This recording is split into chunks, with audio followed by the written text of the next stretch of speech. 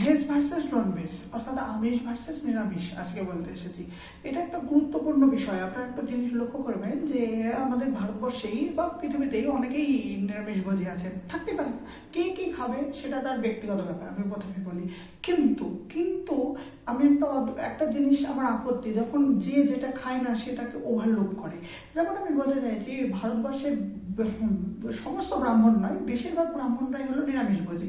সবাই নয়, বাঙালি ব্রাহ্মণ, কাশ্মীরি ব্রাহ্মণ নিরামিষভোজী। এবং ভারতবর্ষতে শুধু ব্রাহ্মণরাই নিরামিষভোজী তা নয়, নিরামিষভোজী আরও আছে। কিছু জৈনরা নিরামিষভোজী, কিছু বুদ্ধিস্ট নিরামিষভোজী, কিছু বৌদ্ধরা আমিষভোজী, ওই রকম আছে, সেটা আলাদা কথা। কিন্তু আমি এখানে বিশেষত ব্রাহ্মণদেরকেই বলতে চাইছি, তার মানে যে সমস্ত ব্রাহ্মণদের তা নয়। কারণ ব্রাহ্মণরা নিজেদের নিরামিষভোজী বলে সুপিরিয়র ভাবে এবং অন্যদেরকে প্রচুর প্রচুর পরিমাণে হেয় করে। অন্য নিরামিষভোজীরা কিন্তু সেটা করে না। যদিও আমি যে যুক্তিটা দিব, এটা সমস্ত নিরামিষভোজীদের কাছে একটা প্রশ্ন যে তারা আদৌ ঠিক না ঠিক কিনা। যদিও তবু এখানে আমি বিশেষত যে সে সমস্ত ব্রাহ্মণদেরকেও এটা উত্তর দেওয়া, যারা যে সমস্ত ব্রাহ্মণরা, সবাই নয়, যে সমস্ত ব্রাহ্মণরা এই ব্যাপারে প্রশ্ন করে থাকেন এবং নিজেদেরকে সুপিরিয়র ভাবেন, মানে উঁচু ভাবেন তাদেরকে। তো আমার ব্যাপার হচ্ছে নিরামিষভোজী কারা? নিরামিষভোজী যারা হচ্ছে মাছ মাংস ডিম খাচ্ছে না। আচ্ছা, মাছ মাংস ডিম খাচ্ছে না, অর্থাৎ যাদের যুক্তি হচ্ছে যে এরা প্রাণীদের উপরে হত্যা করছে না, প্রাণীদের উপরে কষ্ট করছে না, এরা হচ্ছে নিরামিষভোজী। এবং তারা নিজেদেরকে নিরামিষভোজী বলে দাবি করে। আমিষভোজী যারা মাছ মাংস নিরামিষ সবই খাচ্ছে। এখন প্রশ্ন হলো, এই নিরামিষভোজীরা, মানে মানুষ যদি সত্যিই নিরামিষভোজী হতো, হিউম্যান যদি নিরামিষভোজী অর্থাৎ হার্নিভোরাস হতো, তাহলে একটা আমার প্রশ্ন আছে, নিরামিষের মধ্যে এক তো পেঁয়াজ রসুনকে নিরামিষ বলছে কিছু কিছু ক্ষেত্রে, আর দুধকে তো নিরামিষ বলছে। পেঁয়াজ রসুন তো গাছ থেকে হয়, কোথা থেকে এটা আমিষ হয় এর কোনো যুক্তি নাই। দ্বিতীয় কথা হচ্ছে যে দুধ, এই দুধটা তো আমিষ, এটা তো গরু থেকে আসছে, একটা অ্যানিম্যাল, কাউ, সেখান থেকে আসছে। তো এটা কি করে নিরামিষ হয়? এটা এক আশ্চর্য কোয়েশ্চেন। তাহলে যদি ঈশ্বর, যেমন আমি যদি আপনাদের বলি ঈশ্বর আমাদের নিরামিষভোজী বানাতো, তাহলে ঈশ্বর আমাদের দুধ খেতেও বলতো না। আমরা বিভিন্ন শাস্ত্রে, বেদ পুরাণে দেখতে পাই যে দুধ, ক্ষীর, পায়েস ঈশ্বরকে মানে প্রসাদ দেওয়া হচ্ছে, সেটাও দেওয়া হতেই পারে। এবং দুধ জাতীয় ডেয়ারি প্রোডাক্ট, দুধ জাতীয় জিনিস, ঘি, পনির, ছানা ঈশ্বর খাচ্ছে এবং ঈশ্বর খেতে বলছে। তাহলে যদি সত্যি এরা ঈশ্বর হতো, বা যদি সত্যি ঈশ্বর নিরামিষভোজী বলতো, তাহলে ঈশ্বর দুধ খেতে বলতো না। আপনারা ব্যাপারটা ভাবুন। যেমন একটা বিড়ালকে যদি দুধ রাখেন আর একটা ছাগলের সামনে যদি দুধ রাখেন, তাহলে অবশ্যই দেখবেন বিড়াল দুধ খাবে, ছাগলটা খাবে না। এটা কিন্তু ভাববার বিষয় আছে। আর যদি ঘাস রাখেন, বিড়াল ঘাস খাবে না, ছাগল খাবে। কারণ ছাগল, মানে এখানে আমি আবার বাচ্চা ছাগলের কথা বলছি না, বড় ছাগল, বড় বিড়ালের কথা বলছি। কারণ বাচ্চা ছাগল তো আবার দুধ খেয়ে বড় হয়, সেটা আলাদা, সেটা মায়ের দুধ খেয়ে বড় হয়। সে মায়ের ওটা অংশ, যেহেতু মায়ের পেট থেকে বেরিয়েছে, মায়ের অংশ। সে কিন্তু অন্য কোনো ন্যাচারাল দুধ খেয়ে বড় হয় না। ছাগলের বাচ্চাও, মায়ের দুধ আলাদা জিনিস আর এটা আলাদা জিনিস। আচ্ছা, তো সেটা একটা এক্সেপশনাল উদাহরণ। ও সে মায়ের অংশ থেকে বেরিয়েছে, তাই মায়ের নিউট্রিশন নেওয়ার জন্য মায়ের দুধ খেয়ে বড় হচ্ছে। অন্য কোনো প্রাণীর দুধ বা অন্য কিছু দুধ খেয়ে ছাগলের বাচ্চা বড় হবে না, এটাও কিন্তু ব্যাপার। মায়ের দুধ খেয়ে সেটা আলাদা জিনিস, কিন্তু সে অন্য প্রাণীজ জিনিস খাচ্ছে না। এবার এইখানে ব্যাপারটা হলো, বোঝার ব্যাপারটা আছে। সেটা হচ্ছে যে তাহলে ঈশ্বর আমাদের নিরামিষভোজী বানায়নি, তাহলে তারা এটা খেতে বলতো না। তাছাড়া তাহলে কেন প্রাণীজ জিনিস খেতে বলবে? ঈশ্বর আমাদের নিরামিষভোজী বানালে আমরা কিরকম হতাম? আমরা হতাম কি গাছপালা জিনিসই খেতাম, শুধু উদ্ভিদ জিনিসই খেতাম, প্রাণীজ জিনিস স্পর্শই করতাম না, যেমন ভিগানরা করে। ওটা পরে আসছি। এবার আমি বলতে চাইছি যে এই যে নিরামিষভোজীরা মধু খায়, এটাও একটা ক্রুয়েলটি।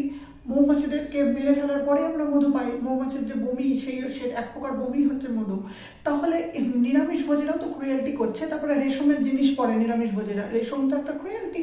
যে কুকুন মানে বাচ্চার ভ্রূণ অবস্থার কুকুনগুলো রেশম কীট হওয়ার আগেই তাকে মেরে ফেলে রেশম তৈরি হচ্ছে।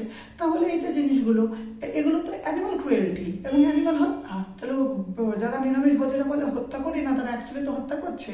আর ওরা বলে যেমন এই যে ফলের বীজ খাচ্ছে, যেমন ধান খাচ্ছে, গম খাচ্ছে, এগুলো অ্যাকচুয়ালি শস্য, মানে ফলের বীজ। আবার এই যে আম খাচ্ছে, এটাও এক প্রকার ফল। ফলকে খেয়ে নিচ্ছে। এবার আমটা খাওয়ার ক্ষেত্রে তো মানা গেল যে এখানে ফলের বীজ বা ফলকে আমি একটা বাচ্চা বা সদ্যজাত হবে বাচ্চা, হবু বাচ্চা ধরতে পারি, গাছের সন্তান, হবু সন্তান। কিন্তু মানে বীজ বলি আর ফল বলি প্রায় সিমিলারলি ধরলাম যে হবু সন্তান বা সদ্যজাত সন্তান, যেটা ওই গাছেরই এক প্রকার। কিন্তু এবারে এখানে বলতে পারে আম খেলেও আমরা আমের আমটি ফেলে দিচ্ছি, গাছ হয়ে যাচ্ছে, মানলাম। তাহলে ধান, চাল, এই যে চাল, গম, এই যে এইগুলো যেগুলো খাচ্ছে সেগুলোতেও থেকে তো আরো হতে পারতো, ওইগুলো থেকে আরো গম হতো, আরো ধান হতো, আরো চাল হতো। তাহলে তো প্রশ্ন থেকে যাচ্ছে যে ওটাও এক প্রকার হত্যা। এবারে আপনারা বলবেন কেন, আর ধান তো আরো লাগানো হচ্ছে, হোক, কিন্তু কিছু তো হত্যা করা হলো না। তাছাড়া গাছেরও তো প্রাণ আছে, এটা তো প্রমাণিত বৈজ্ঞানিকভাবে। তাহলে গাছেরও প্রাণ আছে, এরও প্রাণ আছে। আমি মানছি গাছ অতটা কষ্ট পায় না যতটা প্রাণীরা পায়, কিন্তু তার মানে এই নয় যে গাছকে হত্যা করা হচ্ছে না, তার প্রাণ নাই। হত্যা তো দু জায়গাতেই হচ্ছে। তাহলে এখানে নিরামিষ খেলেই সে বড় হয়ে গেল কি করে হলো? সে তো মধু খাচ্ছে, ক্রুয়েলটি। তো তাহলে যদি সত্যিই নিরামিষ ভোজী ঈশ্বর করে পাঠাতেন, তাহলে ভিগান করে পাঠাতেন। যারা ভিগান হয় তারা মাছ, মাংস, ডিম খায় না, তারা হচ্ছে দুধ খায় না, মধু খায় না, সার্কাসে যায় না, বা কোনো রকমের অ্যানিমাল ক্রুয়েলটি করে না, রেশমের জামা প্যান্ট পরে না। তো এইটা দিক, তো সেই রকম যদি ঈশ্বর ধর্মগ্রন্থে বলতো, সেই রকম ভাবে যদি মানুষকে পাঠাতো, তাহলে মানা যেত যে হ্যাঁ, যে সত্যিই আমাদের নিরামিষ ভোজী অর্থাৎ গাছপালা খেতে বলেছে। কিন্তু সেরকম তো নয়। এবং আমাদের পেট বা আমাদের এই যে শরীরের যন্ত্র সেটা আমরা মাছ, মাংস হজম করে নিচ্ছি, কি শাকসবজি হজম করে নিচ্ছি, তাহলে তো আমরা অমনিভোরাস, উভয় ভোগ, ঠিক সর্বভোগ প্রাণী। এটা তো সঠিক, কারণ আমরা এখানে মাছ, মাংস, শাকসবজি সবই খেতে পাচ্ছি। যদি ঈশ্বর আমাদের সেটা না বানাতো, আমরা খেতে কেন পাচ্ছি?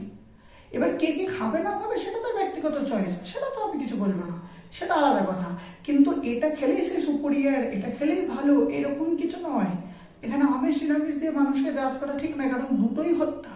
আর দ্বিতীয় কথা, যারা নিরামিষ বলছে নিজেকে, তারাও আমিষ খাচ্ছে, যে দুধ এবং দুধ জাতীয় জিনিস খাচ্ছে, যে ঘি, ছানা, পনির, দুধ, এগুলো তো সবই অ্যানিমাল থেকে আসছে। সে তো তাহলে তো সে নিরামিষাশী হচ্ছে না সম্পূর্ণরূপে, তাই না?